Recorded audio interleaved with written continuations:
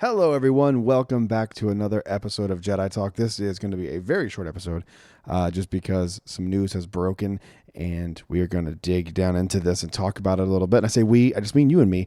I'll be talking, you'll be listening. It's going to be a fantastic relationship we have here. I wanted to, first off, because I'm not going to do an intro and outro for this because it's so short, you can follow me on Twitter at Views with Hughes. And you can get all of the podcasts through the podcast feed or over on Libsyn. Leave a comment if you like. Leave a review of the podcast as well.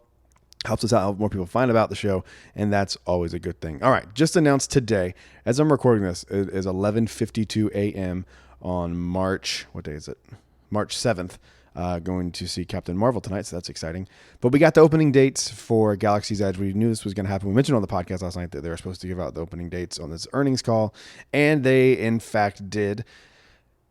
May 31st at Disneyland Resort and August 29th here at Walt Disney World. This is way earlier than I was expecting. However, there is a catch. Only one of the attractions will be opening with the opening of the land. This is the part I don't know specifically. I'm trying to read through the article right now that Disney Parks blog put out and kind of dig through it here and see if they give us any more details. But there will be a... You know what? I'm just going to read the Disney Parks blog thing. Here we go. Star Wars Galaxy's Edge to open on May 31st at Disneyland Resort and August 29th at Disney's Hollywood Studios.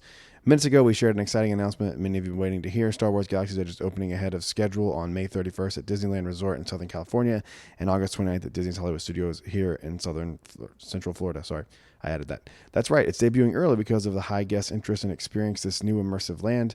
On opening day for Phase 1, you'll be able to live your own Star Wars story and take the controls of the most famous ship in the galaxy aboard Millennium Falcon Smuggler's Run, sample amazing galactic food and beverages, explore an intriguing collection of merchant shops and more. So that is corporate talk for half of the attractions will not be open. Rise of the Resistance will not be opening with... this is the thing I don't know. We don't know if it's going to be not opening here as well in August. If you're going to have to wait for it again, like when Disneyland opens, you're going to be able to do Smuggler's Run and all that stuff. And then you're going to be able to do the shops. I find it very interesting that the shops and everything are done. Of course they are. That way they can make as much money as possible. But that's okay. I want to go in and get that merch anyway. So as earlier I can do that, the better. And after Phase 2, opening later this year, will be Star Wars Rise of the Resistance, the most ambitious, immersive, and advanced attraction ever imagined.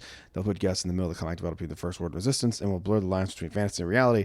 In light of tremendous demand, Disney made the decision to open the land in phases to allow guests to sooner enjoy the one-of-a-kind experiences that make Galaxy's Edge so spectacular.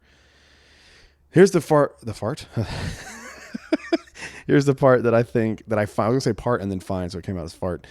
Guests planning to visit Star Wars Galaxy's Edge at Disneyland Park between May 31st and June 23rd. Interesting date because that is what I predicted the date would be. June 23rd, 2019 will need valid theme park admission and will be required to make a no-cost reservation subject to availability to access the land. So you're going to have a reservation just to get into the land. Kind of a great idea, I think.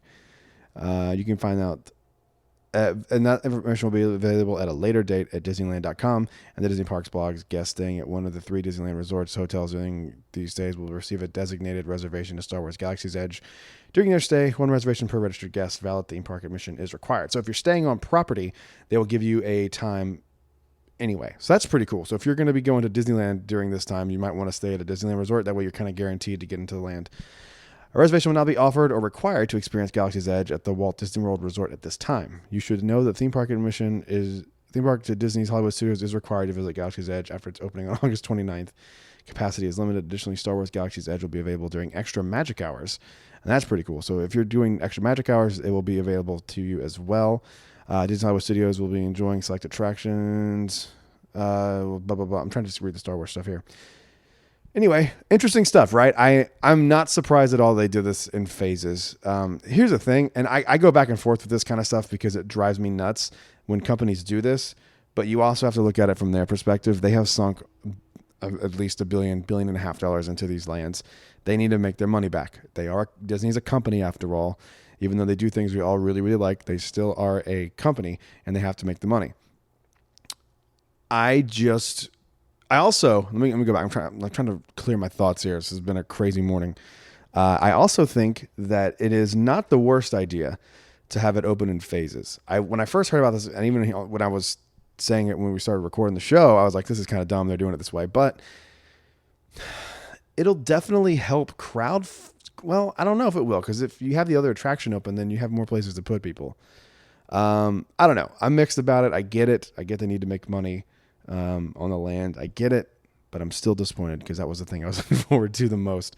We talked about this a few times on the show. I've said I bet they'd open it in phases, and people were like, no. I think actually maybe I said no, they wouldn't do that, but here we are. They are doing it, and it's kind of a freaking bummer, but, what are you going to do?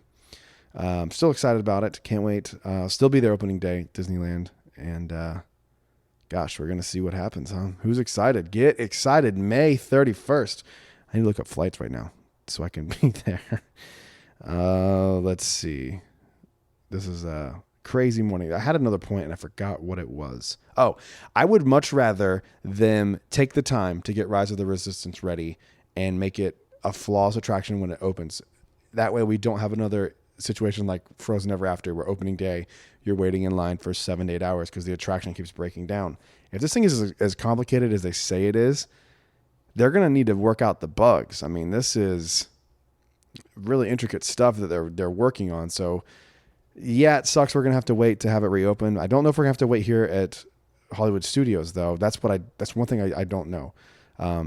But gosh, this is exciting times. So thank you so much for downloading this. I told you it was going to be very quick, but just wanted to get my thoughts out as it happened. My thoughts could change too. You never know. But thank you guys so much for downloading this episode. Please follow me on Twitter. Let's talk about this. Let me know what you think. I want to know if you're bummed out, if you don't care, if you're going, if you're not going, if this changes your mind about going. Let me know. Follow me at Views with Hughes on Twitter and Instagram. I don't really go on Instagram, so just follow me on Twitter. And I will see you guys on the next show. Have a great freaking day, and may the force be with you always.